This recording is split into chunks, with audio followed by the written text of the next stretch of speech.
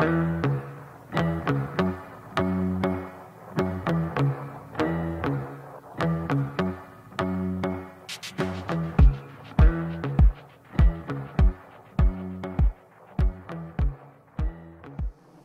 Christ offre sa vie pour que nous offrions la nôtre.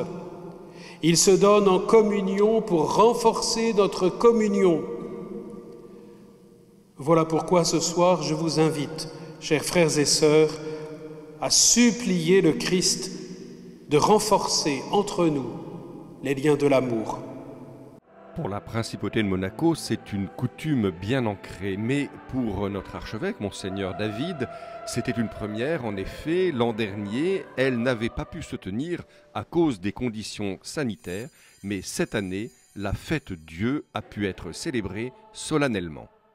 Que la joie de nous retrouver pour cette manifestation traditionnelle soit avant tout traversée par la charité du Christ, et que cette charité vienne habiter nos cœurs, qu'elle vienne rayonner sur nous tous,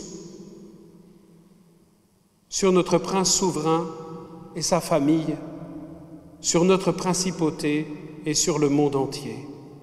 Après la messe pontificale célébrée dans la cathédrale avec l'ensemble des prêtres du diocèse et une foule nombreuse venue les rejoindre, s'est déroulée la traditionnelle et populaire procession. Escortés par le clergé, la confrérie des pénitents, les membres des Chevaliers de Malte et du Saint-Sépulcre, le Saint-Sacrement a été porté jusqu'au reposoir place de la mairie et là y a été donné un premier salut.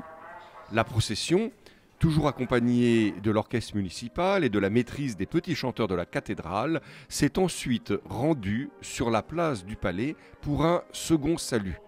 C'est en présence de cette foule nombreuse qu'avait rejoint le prince Albert et ses deux enfants qu'a été donnée la dernière bénédiction avec le Saint-Sacrement.